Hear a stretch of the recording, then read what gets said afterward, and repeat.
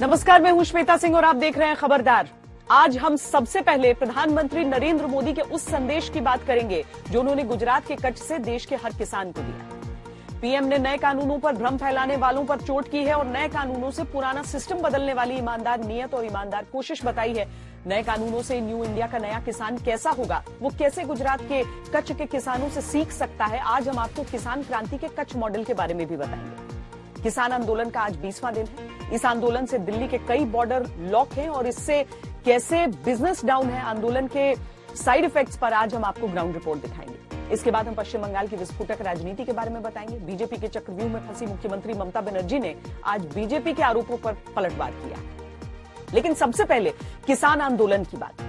खेती के नए कानूनों पर जो लोग किसानों में भ्रम फैला रहे हैं, जो लोग किसानों को गुमराह कर रहे हैं, जो लोग इसे राजनीति का मौका बना रहे हैं, जो लोग किसानों के कंधे पर अपनी बंदूक रखकर चला रहे हैं, उन सभी को प्रधानमंत्री नरेंद्र मोदी ने करारा जवाब दिया। किसान आंदोलन के बीच प्रधानमंत्री ने आज देश के किसानों से सीधी बात की। गुजरात के कच्छ से उन्होंने देश के हर किसान को बड़ा मैसेज दिया है। आज सबसे पहले प्रधानमंत्री के इस संदेश को सुनाते हैं।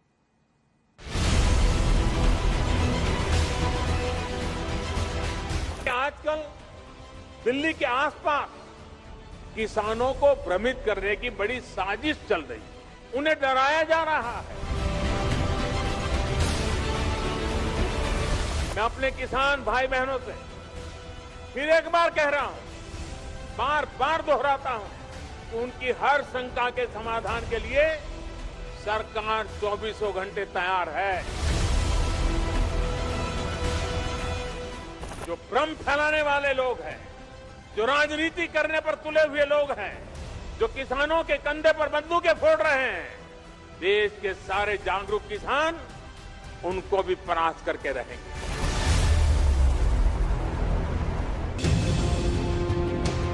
प्रधानमंत्री की एक एक बात ध्यान से सुन लीजिए। इससे किसान आंदोलन की पूरी पिक्चर क्लियर हो जाएगी। किसानों को गुमराह करने की साजिश हुई है। इसमें राजनीति करने वाले लोग लगे हैं। ये लोग नए कानूनों पर भ्रम फैला रहे हैं और इससे किसानों को डरा रहे हैं। उन्हें डराया जा रहा है कि नए कृषि सुधारों के बाद किसानों की जमीन पर दूसरे कब्जा कर लेंगे। भाइयों बहनों, मैं आपसे जानता हूं, क्या कोई डेयरी वाला आपसे दूध लेने का कॉन्ट्रैक्ट करता है तो आपकी गाय भैंस ले जाता है क्या? कोई फल सब्जी खरीदने का उद्यम करता है तो क्या आपकी जमीन ले जाता है? क्या आपके प्रॉपर्टी उठा के ले जाता है क्या? ये सिर्फ भ्रम और डर है, सच्चाई कुछ और है। नए कानूनों पर इसीलिए पीएम ने सीधी बात की है। सच यही है कि जिन कानूनों का आज विरोध हो रहा है, उनकी मांग वर्षों से की जा रही थी। लेकिन अब जब फसल बेचने के नए विकल्प मिल रहे हैं, किसानों को आजादी मिल रही है, तो इसका विरोध होने लगा है। आज जो लोग विपक्ष में बैठकर किसानों को भ्रमित कर रहे हैं, वो भी अपनी सरकार के समय इन कृषि सुधारों के समर्थन में थे, लेकिन अपनी सरकार के रहते वो निर्णय नहीं ले पाए, किसानों को झूठे दिलासे देते रहे। आज जब देश ने यह ऐतिहासिक कदम उठा लिया तो यही लोग किसानों को भ्रमित करने में जुट गए हैं।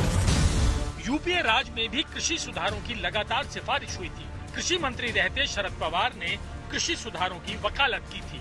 शरद पवार ने सभी राज्यों के मुख्यमंत्रियों को चिट्ठी लिखी थी। किसानों को मंडियों के चंगुल से छुड़ाने की मांग सभी कर रहे थे। कांग्रेस का 2019 में मंडी एक्ट खत्म करने का चुनावी वादा था। इसके बावजूद अब कानून का विरोध हो रहा है, तो इस विरोध में राजनीति साफ दिखती है। प्रधानमंत्री ने आज इसी पर चोट की और किसानों को खुद भरोसा दिया कि सरकार 24 घंटे तैयार है। किसानों के एक एक संदेह को दूर किया जाएगा। मैं अपने किसान भाई बहनों से फिर एक बार कह रहा हूं, बार बार दोहराता हूं कि उनकी हर शंका के समाधान के लिए सरकार 24 घंटे तैयार है। किसानों का हित पहले दिन से हमारी सरकार की सर्वोच्च प्राथमिकताओं में से एक रहा है। खेती पर किसानों का खर्च कम हो, उन्हें नए नए विकल्प मिले, उनकी आय बढ़े, किसानों की मुश्किलें कम हो, इसके लिए हमने निरंतर काम किया है। पीएम ने किसानों को समझाया भी, कच्छ में खेती के बदलाव के उदाहरण भी दिए। खेती में न्यू एज टेक्नोलॉजी और न्यू एज इकोनॉमी की बात की। इसी से समझाया कि कैसे समय और जरूरत के हिसाब से खुद को बदलना चाहिए। कच्छ ने इसे बदला और उसे फायदा मिला। यही फायदा देश के हर किसान को मिलना चाहिए। हमारे देश में डेयरी उद्योग का योगदान कृषि अर्थव्यवस्था के कुल मूल्य में 25% से भी ज्यादा है। इस व्यवस्था में पशुपालकों को आजादी मिली हुई है।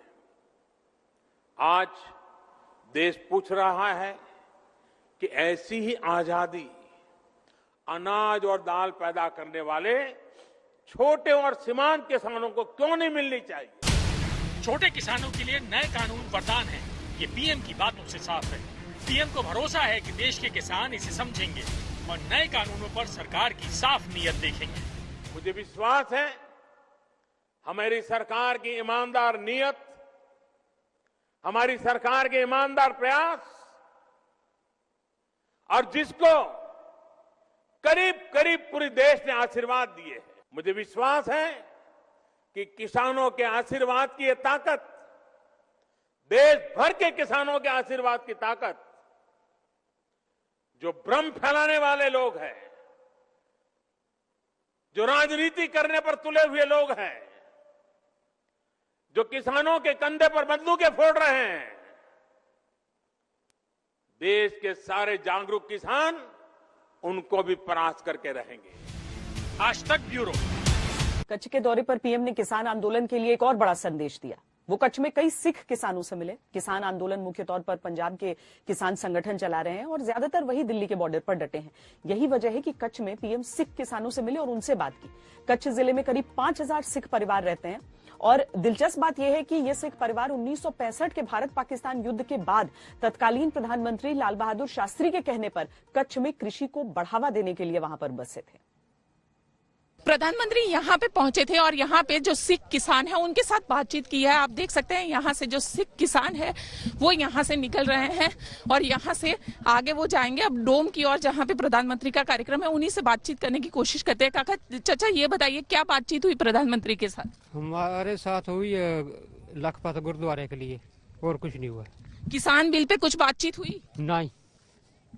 प्रधानमंत्री ने कुछ कहा क्या बदलाव के लिए, जिस तरीके से आंदोलन? नहीं बोला, हमारे कुछ नहीं बोला। तो आप लोगों की क्या बिल को लेकर कुछ बातचीत हुई? नहीं हुई। सिर्फ लखपत गुरुद्वारे को लेकर बातचीत हुई? हम आए गुरुद्वारे के लिए ही है। क्या आप लोगों की क्या बात थी? गुरुद्वारा नया बनाने का था और कुछ नहीं। अच्छा, तो कहीं किसान बिल को लेकर जिस तरीके से आंदोलन चल रहा है उसको लेकर कुछ बात? नहीं। बिल्कुल आप देख सकते हैं यहाँ से सारे जो किसान है वो अब धीरे धीरे निकल रहे हैं। ये सारे जो यहाँ के सिख कम्युनिटी के किसान हैं वो सारे यहाँ से निकल रहे हैं। हालांकि जो किसान है उनका कहना है कि गुरुद्वारे को लेकर उनकी गुरुद्वारे को लेकर उनकी बातचीत हुई है। जो किसान बिल है उसको लेकर किसी भी तरह की बातचीत नहीं हुई है। कैमरामैन उज्जवल ओझा के साथ गोपी घांगर, कच्छ आज तक। कच्छ से आज पीएम ने देश के किसानों से जो बात की है उसमें बड़ा संदेश यही है कि खेती किसानी के पुराने तौर तरीकों को हमें बदलना होगा। समय और जरूरत के अनुसार बदलाव जरूरी है। सिर्फ उन्हीं फसलों में फंसे रहना सही नहीं जो किसानों के जीवन को बेहतर नहीं कर रही या फिर उन्हें बड़ा फायदा नहीं दे रही। कच्छ ने इस बदलाव को पिछले 20 साल में स्वीकार किया और भविष्य के हिसाब से खुद को बदला। नए कानूनों से न्यू इंडिया का नया किसान कैसा होगा, वो कैसे गुजरात के कच्छ के किसानों से सीख सकता है, ये आप किसान क्रांति के कच्छ मॉडल से जान जाएंगे। समंदर के खारे पानी को पीने लायक बनाने वाला डिसैलिनेशन प्लांट सिंगापुर और बहरीन जैसे देशों के बराबर की जमीन पर बनने वाला सबसे बड़ा विंड और सोलर पावर प्लांट। अंजार में ऑटोमेटिक मिल्क प्रोसेसिंग यूनिट। ये 20 साल में बदले कच्छ की नई तस्वीर है। एक समय कहा जाता था कच्छ इतनी दूर है, विकास का नामो निशान नहीं है, कनेक्टिविटी नहीं है, बिजली, पानी, सड़क चुनौती का एक प्रकार से दूसरा नाम ही ये था। सरकार में भी ऐसा कहा जाता था कि अगर किसी को पनिशमेंट पोस्टिंग देना है तो कच्छ में भेज दो, और लोग भी कहते हैं मुझे तो काला पानी की सजा होगी। एक वक्त था जब इसी कच्छ में कुछ भी नहीं था। 2001 के भूकंप से कच्छ पूरी तरह तबाह हो गया था। लोग कहते थे कि कच्छ में कुछ हो भी नहीं सकता। समंदर का खारा पानी, बड़ा रेगिस्तान और 50 डिग्री तक जाने वाला तापमान, चुनौतियां ऐसी थी कि खेती किसानी में बड़े फायदे के बारे में कोई सोच नहीं सकता था। लेकिन कच्छ ने खुद को बदला। कच्छ सहित गुजरात में किसान ज्यादा डिमांड और ज्यादा कीमत वाली फसलें उसकी तरफ मुड़ गए और आज उसमें आगे बढ़ रहे हैं। अब यही हमारे कच्छ में से देखिए, यहां के खेत उत्पादन विदेशों में एक्सपोर्ट हो, क्या किसी ने कभी सोचा था? आज हो रहे हैं। यहां खजूर, यहां कमलम, ड्रैगन फ्रूट, उस उत्पादकों की खेती ज्यादा होने लगी है।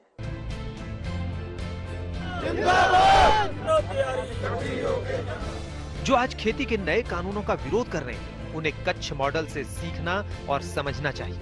कच्छ ने बदलाव को समझा, भविष्य को देखा। किसानों ने न्यू एज टेक्नोलॉजी और न्यू एज इकोनॉमी से खुद को जोड़ा। किसान ज्यादा मांग वाले और ज्यादा कीमत वाले उत्पादन में जुटे। कोई ऐसा फल नहीं जिसका उत्पादन कच्छ में नहीं होता। जिन इलाकों में खारा पानी था, वहां किसानों ने खजूर, अंगूर, अनार लगाए। जिन इलाकों में पानी ठीक था, वहां पर आम, पपीता और केले की खेती की।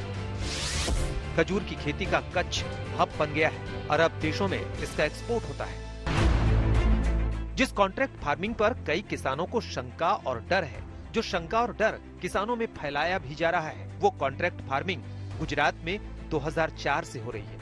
प्राइवेट सेक्टर के आने से किसानों को विकल्प मिले और इसमें किसानों को बड़ा फायदा भी हुआ है। बनासकांठा में कॉन्ट्रैक्ट फार्मिंग से किसानों को बड़ा फायदा हुआ।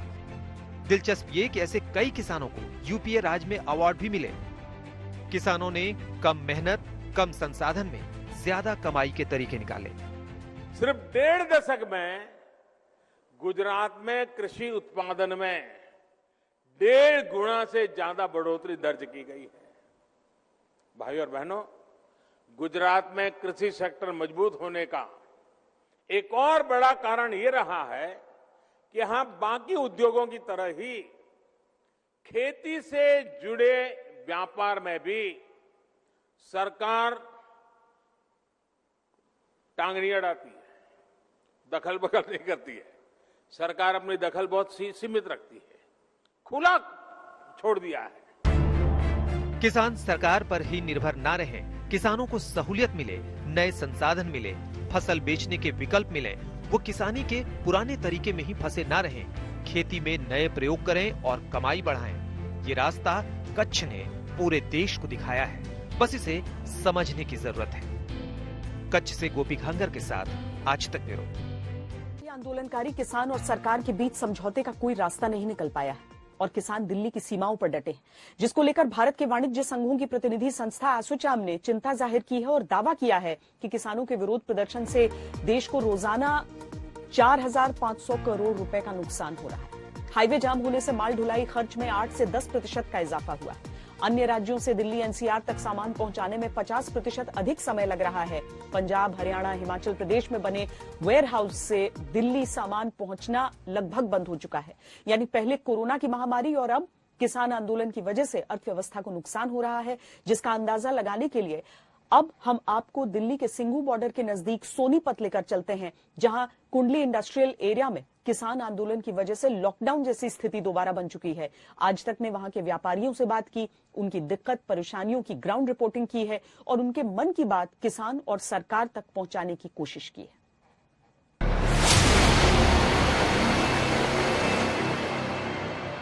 दिल्ली सोनीपत का सिंघू बॉर्डर, जो पिछले 20 दिनों से किसान आंदोलन का एपिसेंटर यानी केंद्र बिंदु बना हुआ है।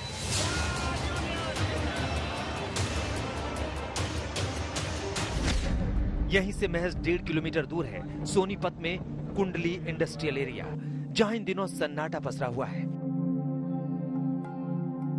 पहले लॉकडाउन और अब किसान आंदोलन। दिल्ली एनसीआर के सबसे बड़े इंडस्ट्रियल एरिया पर यह दोहरी मार पड़ी है।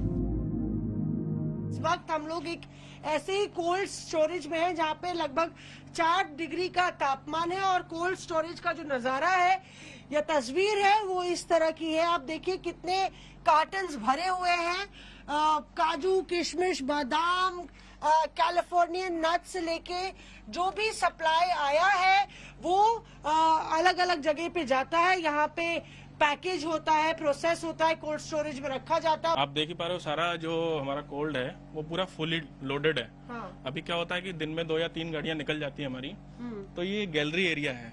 अभी यहाँ पे आप देख पा रहे हो वो एग्जिट एरिया है हमारा। अच्छा। ये पूरा खाली रहता है। हाँ। अभी मटेरियल जाने न जाने की वजह से हमारा ये पूरा स्टॉक फुल्ली लोडेड है। Fully अभी आप loaded वो देखो उस चैम्बर में भी पूरा फुल है। हाँ। तो अभी मतलब ना तो माल आ रहा है ना पे जा पा रहा है, और हम प्रोसेसिंग कर ही रहे हैं तो अंदर प्रोडक्ट पूरा स्टोर हो रहा है सारा। कुंडली औद्योगिक क्षेत्र में करीब 1800 फैक्ट्रियां हैं, जहां से बर्तन, स्वास्थ्य उपकरण, दवाई, एलईडी, प्लास्टिक उपकरण, ड्राई फ्रूट समेत अन्य सामान देश विदेश में निर्यात होता है। अनुमान है कि किसान आंदोलन की वजह से यहां 250 करोड़ रुपए से ज्यादा का नुकसान हो चुका है। हम यहाँ पे मैडम प्रोसेस फूड की फैक्ट्री चलाते हैं। 500 वर्कर हैं हमारे पास। हमारे सारे रॉ मटेरियल पोर्ट के ऊपर, ड्राई पोर्ट्स पे तुगलकाबाद, सोनीपत पोर्ट और नवाशिवा पोर्ट पर फंस गए हैं, क्योंकि यहाँ पे रास्ते बंद है, कंटेनर अंदर नहीं आ पा रहे। हम पेरिशेबल प्रोडक्ट्स हैं, हम उसको ना पोर्ट पे छोड़ सकते हैं ना अंदर ला पा रहे हैं, और हमारे माल वहाँ खराब हो रहे हैं। जो मटेरियल अंदर तैयार पड़े हैं वो हम अपने कस्टमर्स को, डिस्ट्रीब्यूटर्स को भेज नहीं पा रहे हैं। पहले कोरोना की वजह से लॉकडाउन और अब किसान आंदोलन की वजह से चक्का जाम। कुंडली औद्योगिक क्षेत्र की फैक्ट्रियों पर 1 साल में ये दूसरी बड़ी मार पड़ी है। 4 दिन हो गए हैं ट्रक फंसा हुआ है। पहले भी 2 ट्रक खराब हो चुके हैं, बट जो मटेरियल ऑर्डर किया था वो हमें संभालना पड़ता है, क्योंकि एक बार अगर निकल गया तो फिर वो हमारी ड्यूटी होती है संभालना। दूसरी प्रॉब्लम क्या है, जो कोल्ड स्टोरेज में माल पड़ा हुआ है उसकी शेल्फ लाइफ 5th डे हम निकालते हैं, उसको हम ज्यादा 7th डे तक कर सकते हैं। आज 18 डेज हो गए हैं, तो सारा माल जो कोल्ड स्टोरेज के अंदर पड़ा है वो भी माल बिल्कुल खराब हो रहा है और बहुत ज्यादा प्रॉब्लम हो रही है। इस औद्योगिक क्षेत्र की फैक्ट्रियों में करीब 20,000 मजदूर काम करते हैं। व्यापारी कहते हैं कि वो भी कब तक घाटा उठाएंगे, कब तक बिना काम मजदूरों को सैलरी दे पाएंगे। हर इंडस्ट्री के 3 मुद्दे हैं, माल आ नहीं पा रहा, माल जा नहीं पा रहा, और तीसरा मजदूरों की समस्या। आप हिसाब करोड़ों का तो छोड़ ही दो, वो तो सेकेंडरी थिंग है। सबसे पहले अगर माल आएगा नहीं तो मजदूर क्या करेंगे। नेक्स्ट 15 से 20 दिन तक अगर यही हालात बने रहे तो यहाँ के पूरे एरिया में कम से कम 20,000 मजदूरों की रोजी रोटी पे खतरा आपका उत्पन्न हो जाएगा। इसमें कोई 2 राय नहीं है।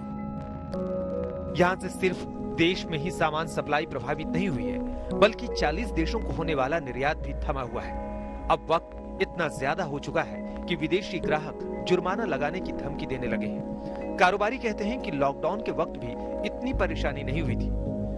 पिछले जब से आंदोलन चालू हुआ है तब से ना तो कोई कंटेनर आ रहे हैं और ना ही कंटेनर कोई जा रहा है। माल सारे माल स्टोर में ठप पड़े हुए हैं, और हालात ऐसा हो रखा है कि अगले 8-10 दिन में हमें जो भी मटेरियल पैक होगा वो फैक्ट्री से बाहर रखना पड़ेगा। कुंडली के व्यापारी कहते हैं कि वो किसान आंदोलन के साथ हैं, लेकिन इस तरह ही चलता रहा तो हालात काफी बिगड़ जाएंगे। इनके पास अब कोई रास्ता नहीं है, सरकार को रास्ता निकालना चाहिए। हमारी सेंटर से और लोकल स्टेट गवर्नमेंट से यही दरख्वास्त है कि इंडस्ट्री को हेल्प करें, इस टाइप पे सपोर्ट करें। हम चाह रहे हैं कि इंडस्ट्री को सपोर्ट करने के लिए छोटे रास्ते अंदर की सड़कें खोल दिए जाएं, जब तक कि इनका फैसला नहीं होता। किसान आंदोलन की वजह से दिल्ली के बॉर्डर ही बंद नहीं है, बल्कि इस इंडस्ट्रियल एरिया में चलने वाली फैक्ट्रियां भी बंद है। कारोबारी कहते हैं कि एक लॉकडाउन से नुकसान की भरपाई हुई भी नहीं थी कि दूसरा लॉकडाउन लग गया। सरकार है, एक तरफ किसान है, और बीच मझधार में फंसे हुए वो उद्योगपति और वो उद्योग जो ठीक सिंघू बॉर्डर से सटे हुए हैं। और जाहिर तौर पे जिस तरह से लगातार ये टकराव की स्थिति बनी हुई है, इंडस्ट्री के लिए ये बुरी खबर है। कैमरा पर्सन अजय के साथ मौसमी सिंह, दिल्ली आज तक। पश्चिम बंगाल में हर रोज राजनीतिक पारा चढ़ता जा रहा है। आज दिल्ली में बीजेपी चुनाव आयोग के पास राज्य में राजनीतिक हिंसा की शिकायत लेकर पहुंची तो ममता बनर्जी ने उत्तर बंगाल में धुआंधार प्रचार का आगाज कर दिया। ममता आज अपने पुराने अंदाज में थी, बीजेपी के घेराबंदी करते हुए तीखे हमले किए। राजनीतिक हिंसा से लेकर बीजेपी अध्यक्ष जेपी नड्डा के काफिले पर हमले तक पर पलटवार किया।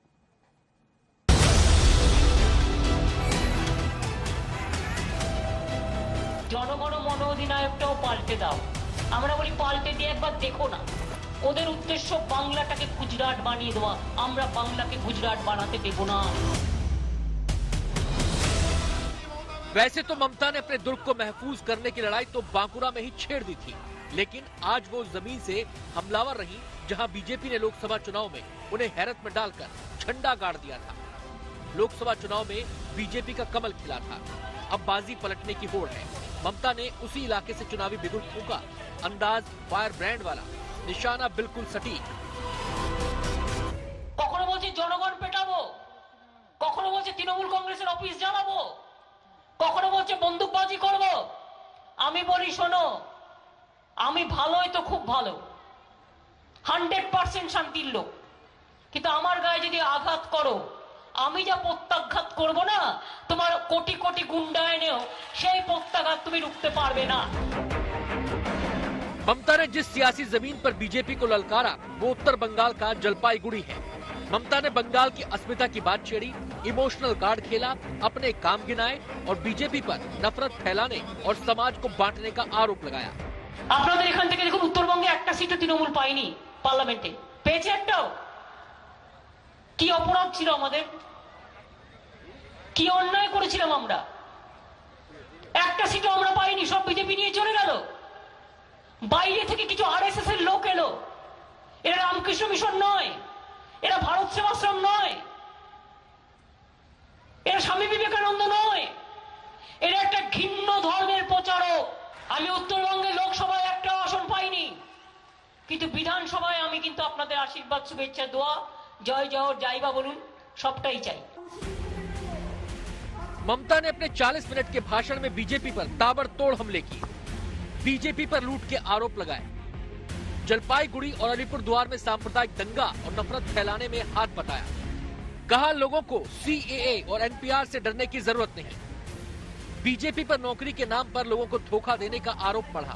सवाल पूछा 2019 में 2 करोड़ नौकरियों के वादे का क्या हुआ, 2014 और 2019 में गोरखालैंड के वादे का क्या हुआ।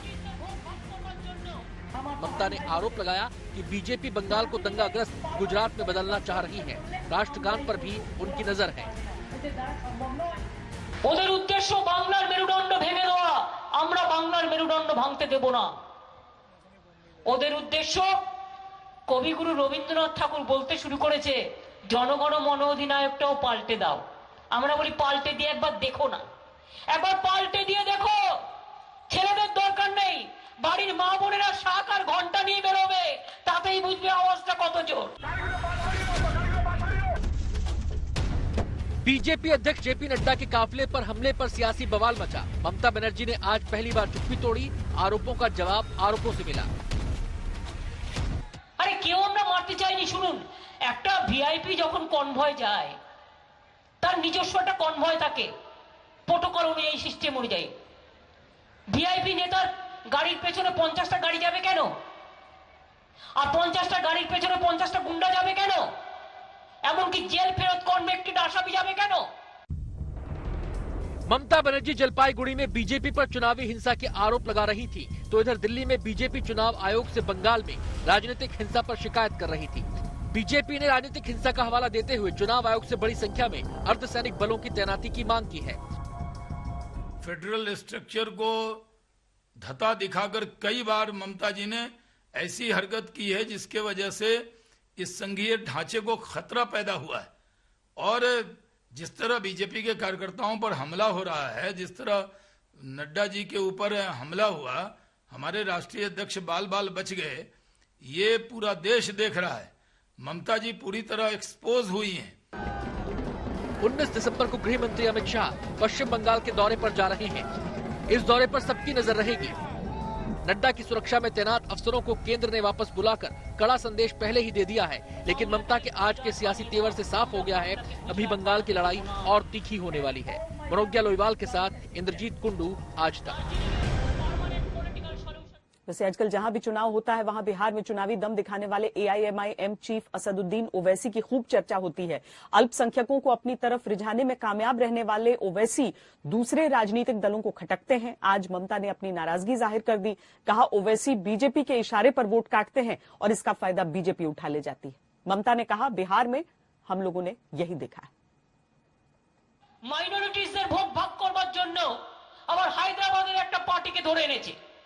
সেই পার্টিটা আবার এখানে কয়েক টাকা জোগাড় করে বিজেপি টাকা দেয় আর বিজেপির টাকায় ওরা এটা করে যায়।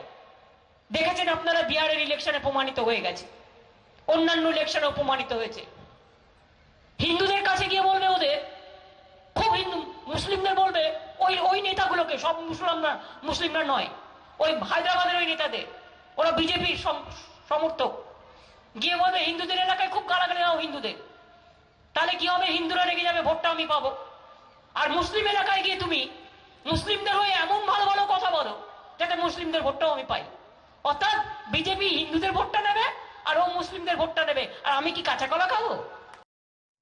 कोरोना काल में आत्मनिर्भर भारत की तरफ देश ने अपने दम पर कदम बढ़ाए हैं। अब सरकार भी इस मिशन को अंजाम तक पहुंचाने के लिए बजट के रास्ते का इस्तेमाल करने वाली है। उद्योग चेंबर्स की मांग है कि बजट में सरकार रोजगार निवेश को बढ़ाने वाले कदमों को उठाने के साथ कच्चे माल का आयात फ्री करे।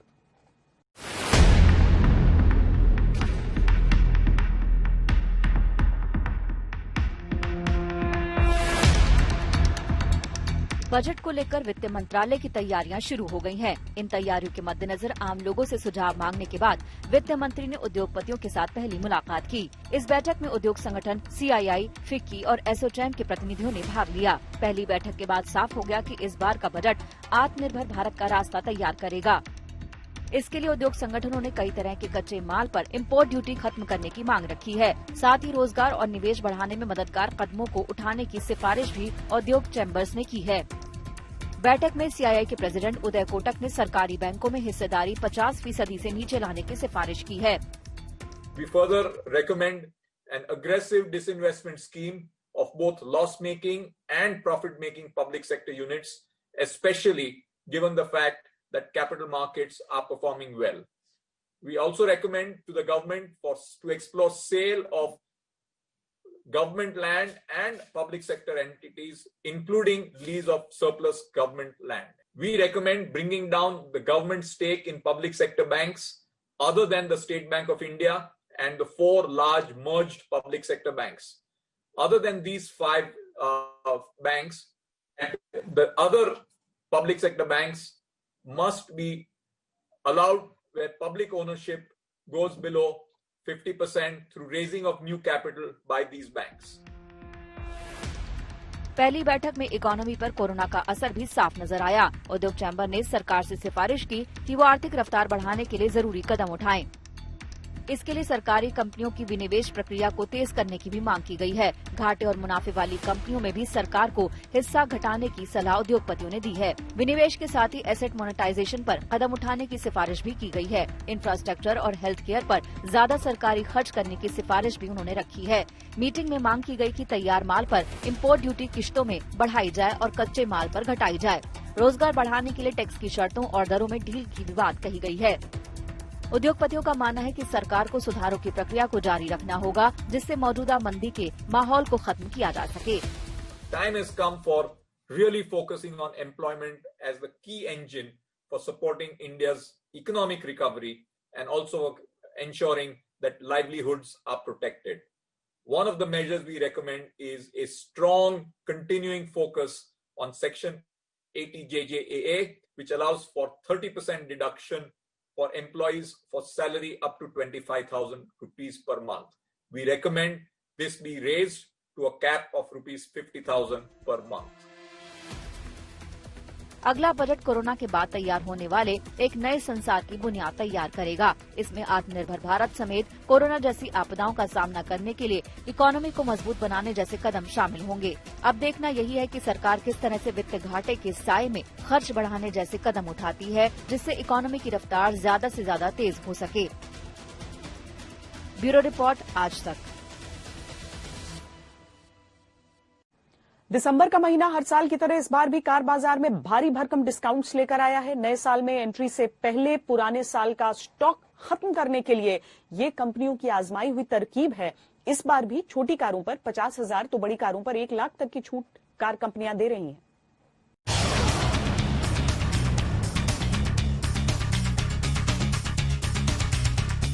कार बाजार के लिए दिसंबर का महीना हमेशा से डिस्काउंट्स के लिए मशहूर रहा है। इस बार के दिसंबर में अब तक के सबसे बड़े डिस्काउंट्स और ऑफर आने की उम्मीद थी, लेकिन कार कंपनियों के शानदार फेस्टिव सीजन के बाद अब डिस्काउंट्स हर साल जैसे ही मिल रहे हैं। इसके बावजूद अगर आपको सस्ते में कार खरीदनी है और नए साल में नए कार मॉडल को खरीदने का लालच नहीं है, तो फिर ये मौका बेहतरीन है। आइए एक एक करके जानते हैं किस कार पर कितना डिस्काउंट इस बार साल के आखिरी महीने में कार खरीदारों को मिल रहा है। मारुति की कारों पर डिस्काउंट। सबसे पहले बात करते हैं कारों की दुनिया के महाराज यानी मारुति गाड़ियों पर मिल रहे डिस्काउंट्स के बारे में। मारुति सुजुकी ऑल्टो 800 पर 37,000 रूपए, वैगन आर पर 30,000 रूपए, स्विफ्ट के पेट्रोल वेरिएंट पर 37,000 रूपए और डिजायर के पेट्रोल वेरिएंट पर 35,000 रूपए। एस्प्रेसो और सेलेरियो पर 52,000, मारुति सुजुकी न्यू एट्रिका पर 6,000 और विटारा ब्रीजा के पेट्रोल वेरिएंट पर 41,000 रूपए तक का फायदा दे रही है। हुंडई की कारों पर डिस्काउंट्स। साल के आखिर में इन डिस्काउंट्स के मिलने की बड़ी वजह ये भी होती है कि कंपनियां अपना पुराना स्टॉक खत्म करने की कोशिश करती हैं। हुंडई भी अपने कारों पर 1 लाख रूपए तक की छूट दे रही है। हुंडई एलेंट्रा पर 1 लाख रूपए, सेंट्रो पर 50,000, ग्रैंड i10 और नियोस पर 60,000 रूपए, ऑरा पर 70,000 रूपए तक का फायदा ग्राहकों को मिल रहा है। होंडा की कारों पर डिस्काउंट्स। होंडा की कारों के खरीदारों के लिए दिसंबर की पोटली में कई सारे तोहफे हैं। होंडा अमेज पर 30,000 रूपए, होंडा की प्रीमियम हैचबैक जैज पर 56,000 रूपए, होंडा की mid size SUV Honda WRV पर 81,000 रूपए, होंडा सिटी पर 46,000 रूपए तक के फायदे मिल रहे हैं। देसी एसयूवी के तौर पर मशहूर महिंद्रा एंड महिंद्रा की गाड़ियों पर दिसंबर में अच्छे खासे डिस्काउंट्स ग्राहकों को मिल रहे हैं। महिंद्रा बोलेरो पर 20,550 रूपए, महिंद्रा स्कॉर्पियो पर 60,000 रूपए, एसयूवी 500 पर 56,760 रूपए और महिंद्रा KUV 100 पर 62,055 रूपए तक के फायदे मिल रहे हैं। इसके अलावा बाकी कार कंपनियां भी दिसंबर में किसी न किसी तौर पर डिस्काउंट का दायरा बढ़ाकर ग्राहकों को लुभाने की जुगत में भिड़ी हुई हैं। वैसे कोरोना काल में अगर ग्राहक इस महीने जमकर कार बाजार में शॉपिंग करते हैं तो फिर इकोनॉमी की रफ्तार उम्मीद से कहीं पहले तेज हो सकती है। ब्यूरो रिपोर्ट, आज तक। कोरोना काल में नौकरी से लेकर पढ़ाई तक स्मार्टफोन का इस्तेमाल जरूरत से ज्यादा बढ़ गया है। वीवो की एक स्टडी में दावा किया गया है कि प्री कोविड स्तर के मुकाबले आजकल लोग स्मार्टफोन पर 25% ज्यादा समय बिता रहे हैं। इस स्टडी में आगाह किया गया है कि इनमें से कुछ आदतों को कभी भी बदलना मुश्किल होगा। कोरोना काल में दुनिया रियल से वर्चुअल की तरफ तेजी से भागने लगी है। वर्क फ्रॉम होम की वजह से फोन, लैपटॉप समेत तमाम गैजेट्स का इस्तेमाल जोर शोर से बढ़ गया है। ऑफिस, स्कूल सब ऑनलाइन है। ऐसे में स्मार्टफोन ज्यादातर लोगों के सबसे प्रिय साथी बन गए हैं। हैंडसेट कंपनी वीवो ने CMR से एक स्टडी कराई है। इसमें कई हैरान करने वाली बातें सामने आई हैं। कोविड से पहले यानी जनवरी-मार्च 2020 में भारतीयों का स्मार्टफोन का इस्तेमाल 11% बढ़कर 5.5 घंटे रोजाना हो गया है। 2019 में ये इस्तेमाल औसतन 4.9 घंटे था। वहीं अप्रैल यानी कोविड के बाद ये 25% और बढ़कर रोजाना 6.9 घंटे हो गया। अब अगर इस बढ़ोतरी को अलग अलग सेगमेंट के हिसाब से बांट कर देखा जाए तो फिर कुछ और चौंकाने वाले नतीजे इस रिपोर्ट में सामने आए हैं। रिपोर्ट के मुताबिक वर्क फ्रॉम होम के लिए स्मार्टफोन का इस्तेमाल 75% बढ़ा है, जबकि कॉलिंग के लिए इसमें 63% का इजाफा हुआ है। वहीं नेटफ्लिक्स, स्पॉटिफाई जैसे OTT प्लेटफॉर्म्स के लिए स्मार्टफोन के इस्तेमाल में 59% का इजाफा देखा गया है। इसके अलावा सोशल मीडिया के लिए स्मार्टफोन का इस्तेमाल 55% बढ़ा है। गेमिंग के लिए इसमें 45% की बढ़ोतरी हुई है।